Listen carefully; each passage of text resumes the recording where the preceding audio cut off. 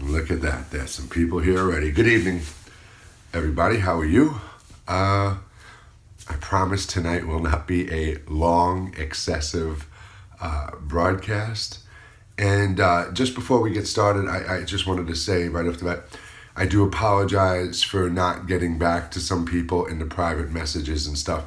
I'm just taking I'm just taking a couple of days to really kind of understand some things and process some things. And that's what I'd like to share with you tonight. Where do we even begin? So many of you probably saw the other day, I made a post about my father passing away. He was 79 years old. Today's Wednesday. I found out Monday. So he's 79 years old. I found out this past Monday that he passed away. So if I could just back up for a moment here, if you've been following along, some of you for years now, months, weeks, whatever, you know that I've had a unique, well, maybe not unique, but a very emotionally diverse relationship with my family and my siblings and stuff and my father. And me and my father used to be close at one point. That relationship fell apart. And for the last few years, I have on and off tried to just, make that connection whole again, unsuccessfully. So maybe about 2 years or so, I went down to South Carolina and I saw my father kind of to say goodbye, see him for the last time. He kind of felt like it was his time to go and it wasn't. And anyway, long story short, I since then have called a few times, reached out to him, and some of you may have remember just maybe a little over a week ago or so, I had a post in my story on Facebook that said I had to call and say goodbye to let my father go today, blah, blah, blah, blah, blah. Now, he hadn't passed away at that time, so let me get to that point. I, just about 2 weeks ago, really started, here it goes. Just about 2 weeks ago,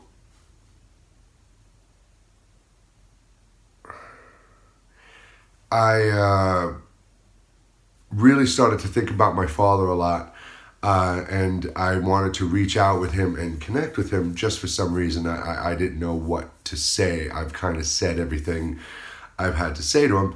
So I called, there was no answer. Nobody picked up on the answer machine.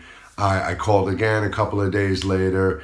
And then maybe just about 10 days ago or so, or whatever it was, I called, and on his answering machine, pretty much my exact words were, "Hey, Dad, it's Jay.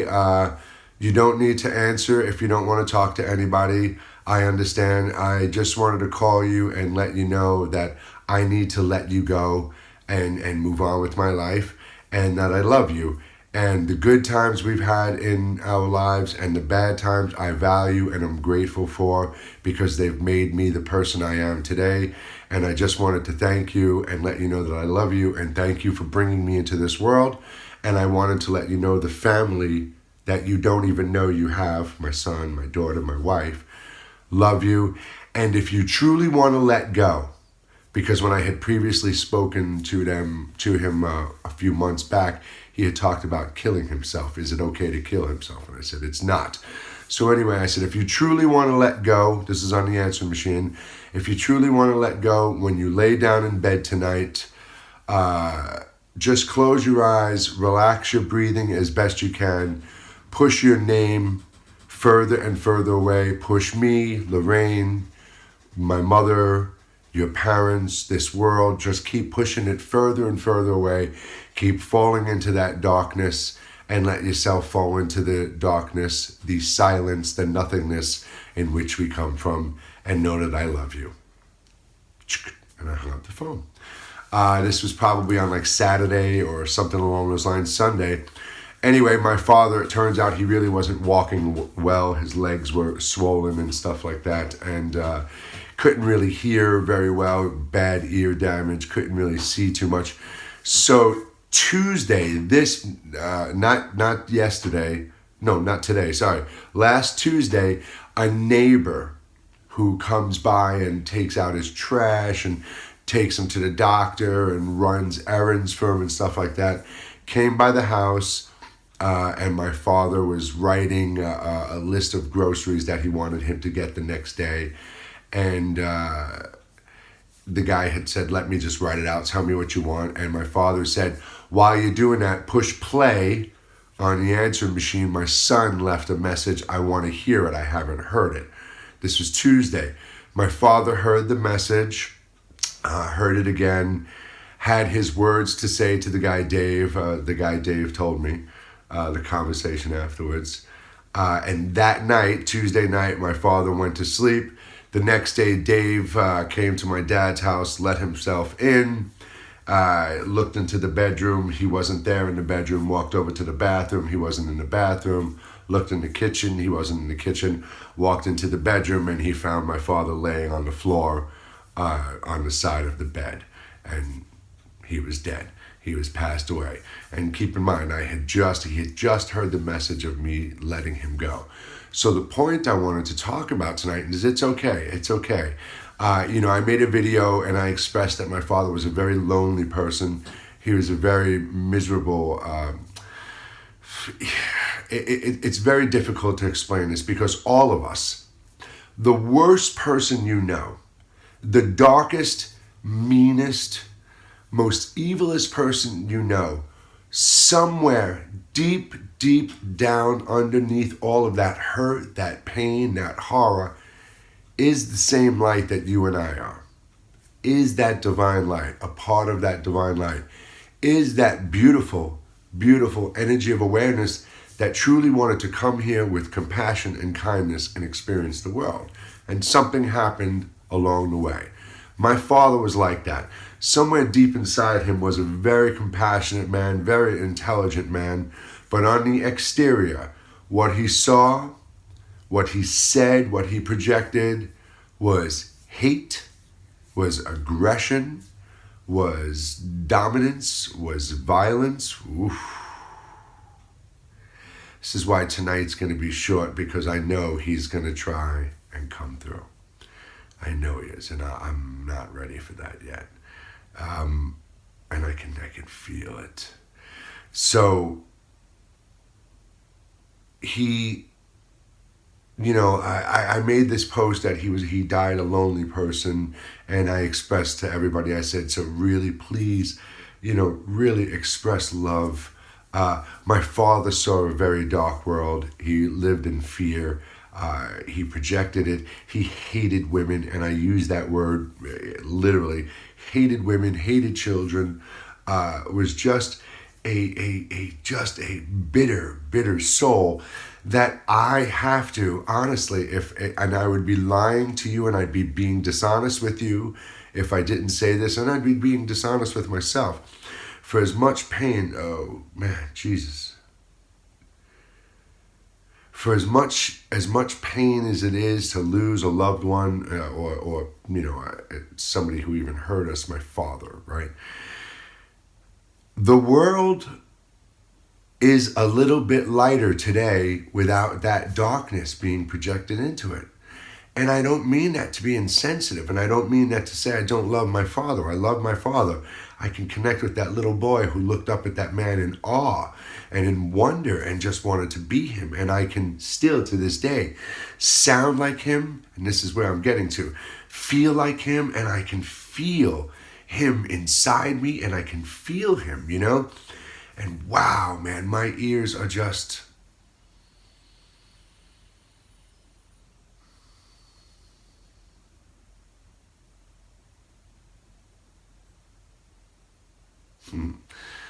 I'm going to really try hard to keep my shit together here tonight, everybody, because all I keep getting right now is I love you.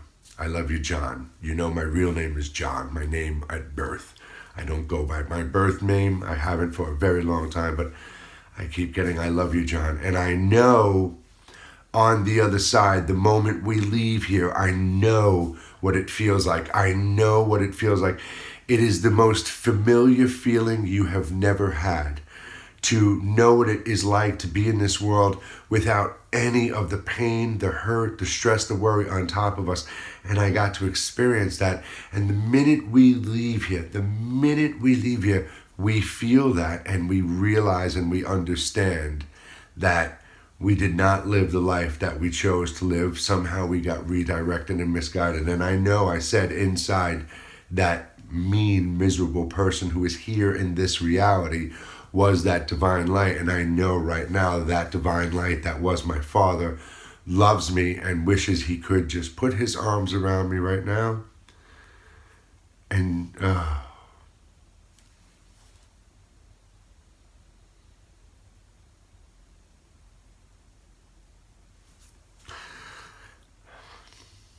squeeze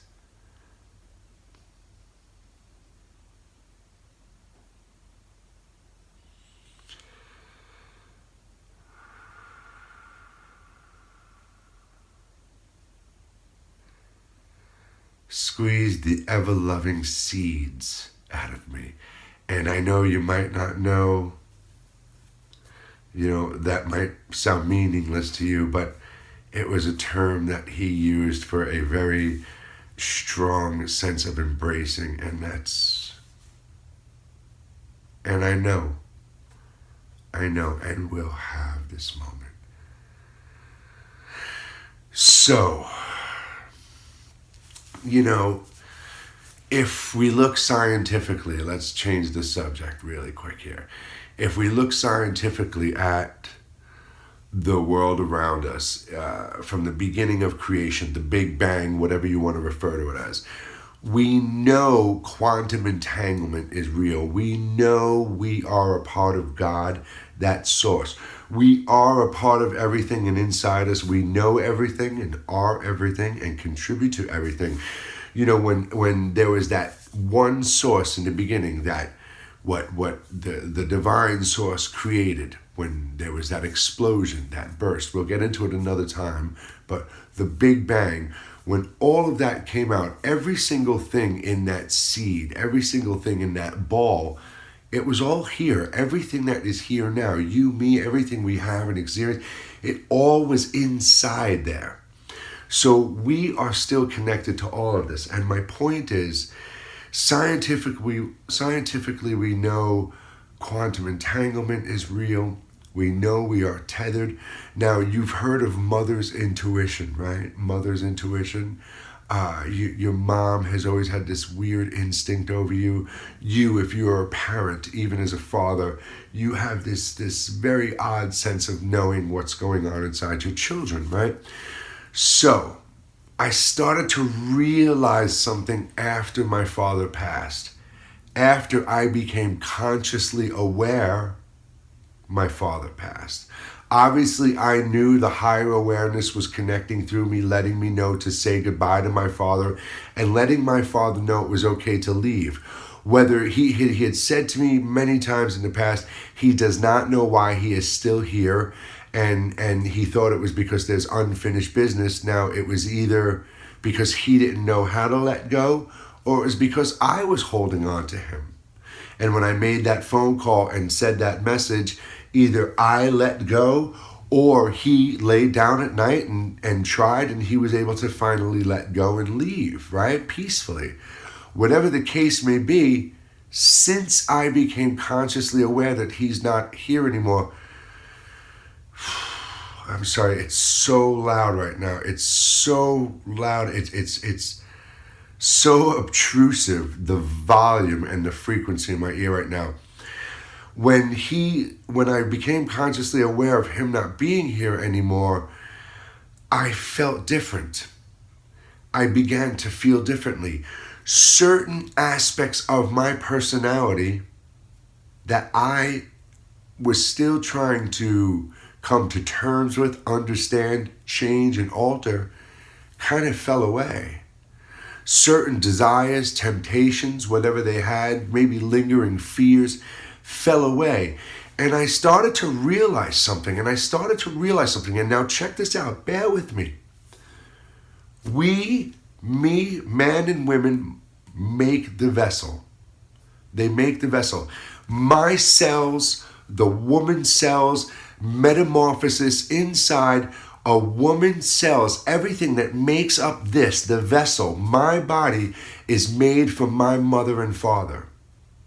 We know through transplant victims, heart transplant victims, that memories of the donor have been stored in the cells, and the transplant recipient has now recalled the memories of that person. I, for one, have always said this. I believe in what I refer to as hereditary memories. We can have genetic hereditary conditions, illnesses, and sicknesses, right, that are passed down from our family. Well, I truly believe we can have hereditary memories, the fears and the experiences that our parents went through, the state of their condition, their state of existence at the moment of conception, whether they were happy, stressed, fearful, confident, will absolutely play into that child. And I also truly believe that aside from all of that being able to be put inside the vessel, all of my father's and mother's strengths, their weaknesses, and then my single awareness trying to make use of this vessel, navigate through a screwed up ego in a vessel that has cellular memory and hereditary feelings and emotions from somebody else, I also truly believe that our parents, we know it in our relationships. You walk into the house when you're in a relationship, you can feel the energy off your spouse, your friends, your children. You can walk into a room and you can feel the energy in a room. I truly believe that our family, those we are closest to by blood, by DNA, can alter our state of existence. Listen to me. If my mother is in Queens, New York, or my father was in South Carolina, and my father in South Carolina is projecting hate. I hate him. He's an idiot. I want to disown him. Whatever dark things he's projecting towards me, whatever chaotic, kooky, crazy nonsense my mom is projecting and thinking about me, definitely is linked to your frequency. It's our parents. They created our vessel, not our awareness, but we are tethered and connected to them in the physical reality, just as you are to your children and your parents. And they absolutely do have some odd way of altering, interfering, connecting with, manipulating, or projecting into our wavelength of light. They can alter into our frequency. And it is absolutely the truth. And I know now, since my father has passed, so many of these confusing feelings I've had inside. Why do I feel this way? Why do I think this way? I've come to terms with this in my life. I've accepted this. I understand this. I understand this. Why do I feel this way? Now I understand why I felt that way. Because he felt that way. He thought that way.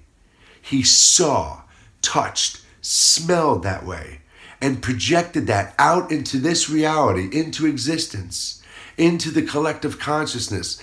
Me being his son, a part of his DNA, a part of his cellular structure, a part of his fiber and being and everything that he is, picks up and receives that like an antenna. And we vibrate and resonate in that, aside from everything else that's going on in the world. That's why our family is what can affect us the most. How many of you walk into your own home or have family members that are just not on the same spiritual path as you, and they come down on you for living the way you want to live? They demean you and belittle you. And as soon as you walk into the house, as soon as you go to the family gatherings, you can feel it. You feel their eyes on you. You feel their judgment. You feel their mind. Well, this doesn't just happen when you're in the same room as them. This happens when you're 1,000 miles away from them, 16,000 miles away. It doesn't matter. You're always connected to them until they leave the physical reality. And I looked at my son and my wife the other day and said, I truly feel a sense of freedom. Freedom. I'm free from his dark perspective. I'm free from that energetic hold on my being by him being my father.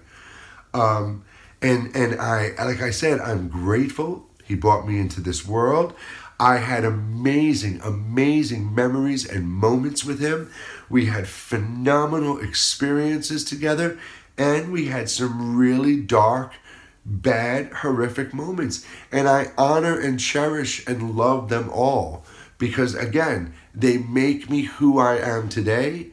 They enable me to see the world and understand things differently, and I can use my pain and my joy and my hate and my glory and all that I've experienced, and I can use this to have discussions like this and help guide people. But I really wanted to let you know that, when we talk about distancing ourselves from toxic people, getting away from them, excuse me, if this is somebody we are very strongly emotionally connected to, if this is someone we are very strongly genetically connected to, spiritually connected to, then distancing yourself from them is not going to help.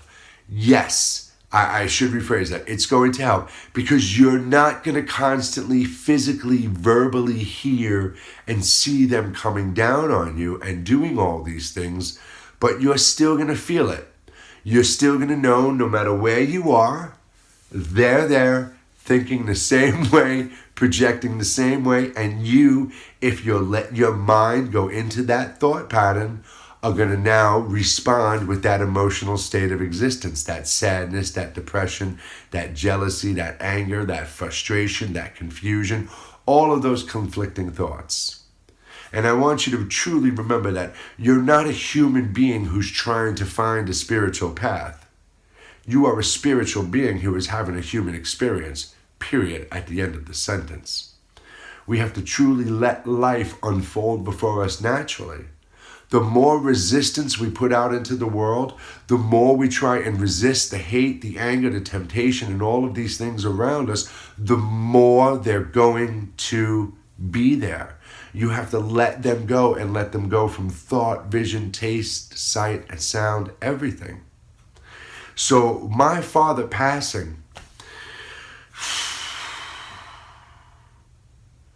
a sad thing, because this was a man who truly had the mind, the physical ability, the financial ability, and the capability to do tremendous good in this world, have amazing experiences.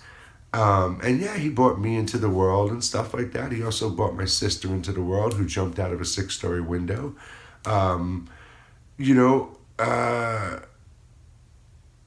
He could have, I feel sad that soul was trapped inside such a damaged vessel.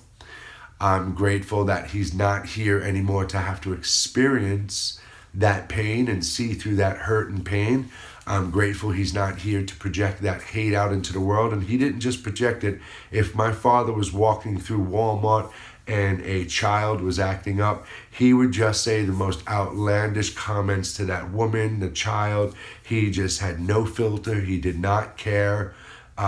It was terrible. It was terrible. And like I said, the world is a lighter place without that darkness in it. And I know he's on the other side right now. And I know he loves me. And I know you want to hug me. And I know you wish you were here right now to cry in front of me and do all that stuff, but you're not, and it's okay. I came to terms with this such a long time ago. I truly want his energy to go on to do whatever it is it's meant to do, whether it's going to come back here and experience life in this world to do something right, to get it right. I hope you do. Whether you're going on to something else, creating your own world, or you're going back to the source, that's what I just want you to do. Don't hang around. There's nothing to hang around for. Just let go. And we have to let go. No prayer, no meditation tonight. I I just really want you to start thinking about this in your life. I want you to start thinking about this until we talk again on Sunday. I want you to start thinking about your parents. I want you to start thinking about what they think of you, how they feel about you, good and bad, and how you live daily, how that light, how their projection affects your light. Remember, I said we have to live in the light of our truth, and we only know what our truth is. We only know, you will only ever truly know your truth by going deep within. It's beautiful to be a part of religions. It's beautiful to take part in sessions and practices and prayers, regardless if they're money traps or sucker traps, or regardless if they put you on a spiritual merry-go-round. Many of them are joyous and great experiences, and you'll love them, and if that's what you want to do, do it.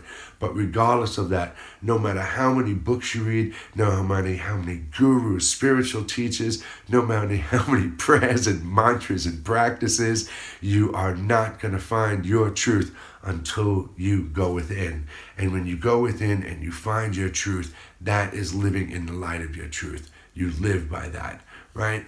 And you can only be free of that. You can only be free of that when you either truly, literally, physically become free of it, or consciously aware. Because now that I'm consciously aware of the differences in my physical existence, now that my father is not here in the physical reality, my mom is still alive. I can now really sense what I feel and pick up from her. And now with that awareness, I can understand and adjust and protect, alter the frequencies I receive. So you really want to become aware of who's in your life, what they're thinking about you, how that energy is currently affecting your emotional state of existence. Because once your emotional state of existence becomes the way you live, you have altered your vibrational state of existence. It's just another way of saying the same thing. Emotional state of existence, mental state of existence, spiritual state of existence, physical state of experience. All of these, altering all of these, or your chakras, altering all of these different sensors and senses are going to alter your physical state of existence and your vibrational state of existence. It's absolute truth. So you really need to understand what's being projected at you, what's being perceived by you, who's around you, and you have to start to realize and filter through those frequencies, those sounds. Like right now, I'm talking to you and I kept getting different frequencies. I'm still getting them, but I know what are my normal frequencies, my normal levels of clairaudience, and I know when it's the divine source, angelic realm, when it's the collective consciousness, when it's things like that coming through, and this being my father, I can sense that. But what you need to start doing is you walk into a room, their hair stands up on the back of your neck. You get the goosebumps. You walk into the room, you get the chills. You walk into the room, you can feel the energy of the room. As I said, you go to a concert, you walk in. As soon as you walk into the room, it's electric, it's energizing. You want to get up and dance, and it's because you're just responding off of the overall energy of the room. You walk into a funeral, you walk in. As soon as you walk in, it's that somber, depressing feeling, that dark feeling, because everyone in the room is projecting that energy, and you're walking right into it. You could be like, yeah, this is great. Boof. It's like hitting a wet blanket. Instantly, it changes you. You're receiving it. It changes you only if you let it. So now that you are aware of the fact that it's really frequencies, it's wavelengths of light, it's wavelengths. It really is. When I sit there and go, you are an amazing person. If you can stop living in that fear and in that worry and in that stress and really go within, because you are truly amazing, I'm saying words to you, but what I am doing is literally physically manifesting a field of energy. I am projecting this out to you, and you hopefully are openly embracing and receiving it with gratitude and love, and you will feel that. And it's the same way we heal people with our healing energy, our biophotonic energy, prananati, Reiki, healing techniques. It's the same way when I look at you and I say, look, you don't know me from Adam. I'm just a figure on a piece of glass, a guy on Instagram. And I truly, truly, truly, honestly love you. And I have been waiting my entire life, 50 years, over 50 years, to finally be able to connect and communicate with you, because as a child, all I wanted to do was connect and communicate with you. And if you want to connect with me, if you want to communicate with me, if you want to talk with me and have a conversation with me, there's two ways to make that happen. Either PM me, direct message me on Instagram. I will get back to you. Direct message me, or go to my website. It's not redone yet or anything like that. So go to my website. The link is on my bio, and use the contact form. There's no email collection. There's no data collection. There's no fees. There's no signups. There's no spam. I'm not going to hold your email address and use it for anything else unless you want to be on my Sunday email group. Every Sunday I email out, we're up to about 240 people right now. I email out on Sunday just a quick little message of inspiration or just a thought and stuff like that to a group every Sunday before we go live. And if you want to be a part of that, you send me your email address. But if you want to connect with me, if there's something you want to say to me, a lot of times on the Instagram Live, I can see comments coming through. And I don't wear my glasses on the live screen, and I don't read the chat rooms. I learned that from being a Drumeo instructor. It's one of the most distracting things there is, the chat, in my opinion. But I really want you to think about what we spoke about tonight, what I spoke about tonight. And, this video is up for 24 hours, and in a week or so, it'll be up on my site. Tomorrow, the last two videos will be up. Maybe I'll get this up there as well on the site, so there'll be an update on the site. But, think about what I'm saying about how you can start sensing, maybe, for me, it's clairaudience. It's all about receiving the frequencies. That's how I channel.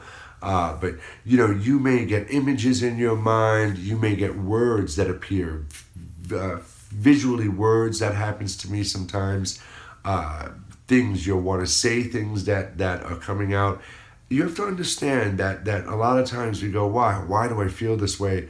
Why am I thinking this way? Why am I so depressed? Right? We question things so many times because we don't understand. Our lives seem so good. I'm making money. My family's great. Everything's great. I'm living. I feel good. I'm exercising. Right? I feel good. Why do I still feel inadequate? Why do I still feel like a failure? Why do I still feel depressed? Well, it's because your mother, your father, your brother, your sister, your girlfriend, your boyfriend, your dog, your cat, your mouse, your bird, your friends that you're closest to, they may be feeling that way, and you may be responding and receiving off of that energy. And most likely it's going to be those who are closest to you: mom, dad, brother, sister, significant other, children. You're going to start, if you're having emotions and thoughts that you just know aren't yours, they don't resonate, they're not yours. I shouldn't feel this way. It doesn't make any sense for me to feel this way. Then you need to start looking at who's around you, saying, oh man, you know what? That's how he's feeling. And if you're receiving that, then maybe that's a reason, a time for you to open up and connect to them. Are you okay? Is everything going on? I've just been really feeling like you're kind of depressed lately, or something's going on. If it's dark, if you're feeling hate and anger, that might be a time for you to kind of distance yourself so you're not so close to that energy. But then you need to have that awareness within your heart and in your mind to not think about them, not let that energy enter your frequency and your wavelength, and protect your life. Protect your life. You're here to experience this world. You're a unique, individual energy of awareness. I know we all talk about, oh, we're one being, we are the universe becoming aware of itself. It's, true, and it's not so true. You are an individual energy of awareness. The true original first source created you, gave birth to you, and now you're out here. You are an individual energy of awareness. We all do exist within that one. And we are all connected to each other because we exist within that one. So we are all one within one. Our energy intermingles, our thoughts, our lives, everything affects each other. And it's not going to be until we just, I finally got it. I'm supposed to wake up each day and embrace the new day. Because when I go to sleep, I'm disconnecting from my conscious mind, and my higher awareness is out there doing all sorts of amazing things, creating things, processing things so my conscious mind, my body can experience the reality the next day even better. So when you wake up the next morning, remember that. You are coming back from where we truly are, and you are waking up into this reality once again. Don't be an ass. It's that simple. Don't be an ass. Be nice. Smile at strangers. Open the door for strangers. When you're walking through the grocery store, nod. Make small talk. Help people out. If you see a senior citizen online at the grocery store, talk to them. So many of them are alone at this point in their life, and just that small interaction gives them so much hope and joy and love. If you have an area in your house, a bookstore, and they do kid readings, go read to children. Sit in front of a room full of children, read a story, and look at their faces and their eyes. Connect with your family and friends with love. Wake up every single day and force yourself to push yourself out of those lower vibrational states of existence. Abandon those words of hate. Drag yourself, fight with yourself, do whatever you got to do. Scratch, scrape, and scream to lose all that heavy baggage and shit. Because that's all it is, my friends. It's all it is. My dad died a miserable person. He existed 79 years in a world of just hate. Now, I know that's not you, but even to experience a percentage of that in our lives, it's not worth it. It's not worth it. We now know, we see history behind us.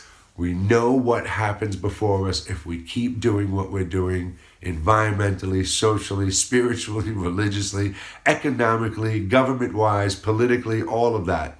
If we keep doing the same thing we're doing today, then this all goes away. It all turns to poop, and we're done. But if we wake up tomorrow, seeing and believing and being in that world that we truly dream of, then I promise you, I absolutely promise you, it's the world we'll have. I promise. Everyone, it's been one hell of a week, man. I'll see you all Sunday. Reach out, be good. Namaste. God bless. I'll see you soon, everybody. Bye-bye.